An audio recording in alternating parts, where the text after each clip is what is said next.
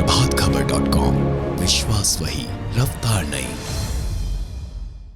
नमस्कार, आप देख रहे हैं प्रभात खबर और मैं हूं आपके साथ रितु सुमन। झारखंड सरकार ने बेरोजगारों को बड़ी सौगात दी है। अब मुख्यमंत्री प्रोत्साहन योजना के तहत बेरोजगारों को भत्ता दिया जाएगा। इसके साथ ही झारखंड के निजी क्षेत्र में 75% स्थानीय लोगों की नियुक्ति अनिवार्य होगी। गौरतलब है कि मुख्यमंत्री हेमंत सोरेन ने अपने चुनावी घोषणा पत्र में बेरोजगारी भत्ता दिए जाने की बात कही थी। वहीं इसकी विधिवत घोषणा मुख्यमंत्री खुद विधानसभा में करेंगे। राज्य के निवासी तकनीकी रूप से प्रशिक्षित और प्रमाणित युवकों और युवतियों को कम या ज्यादा समय से किसी भी रोजगार या स्वरोजगार से नहीं जुड़े हों, उन्हें अब 5 से 7 हजार रुपये हर महीने बेरोजगारी भत्ता दिया जाएगा। इसके लिए मुख्यमंत्री प्रोत्साहन योजना शुरू की गई है। राज्य कैबिनेट ने शुक्रवार को श्रम, रोजगार, प्रशिक्षण व कौशल विभाग के प्रस्ताव पर स्वीकृति दे दी है।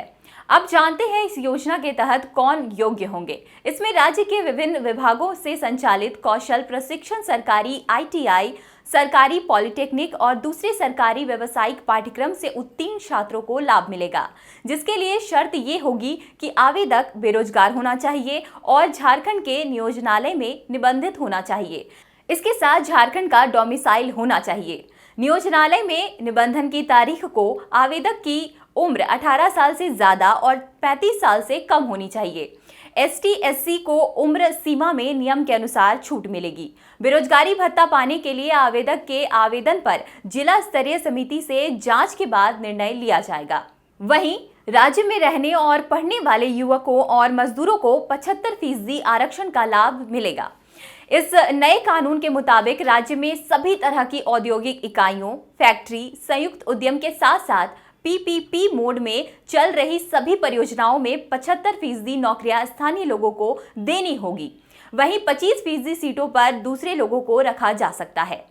इसके लागू होते ही खासकर राज्य में जितने भी प्राइवेट कंपनी या संस्थान हैं, वहां राज्य में पढ़ाई पूरी करने वाले युवकों या फिर यहां के मजदूरों को रखना अनिवार्य हो जाएगा। हालांकि कुछ कंपनियों को इस कानून से छूट भी मिल सकती है, जिसमें अधिनियम की पहली अनुसूची में सूचीबद्ध कंपनियों को छूट दिए जाने की संभावना है। इनमें मुख्य रूप से पेट्रोलियम, फार्मास्यूटिकल, कोयला, उर्वरक, सीमेंट जैसे खतरनाक उद्योग शामिल होंगे। नए नियम के मुताबिक कंपनियों को कानून लागू होने के 3 साल के अंदर इन प्रावधानों का पालन करना होगा।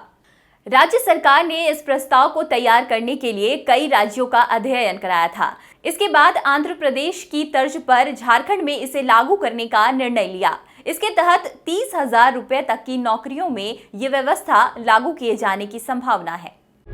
प्रभातखबर.com, विश्वास वही, रफ्तार नहीं।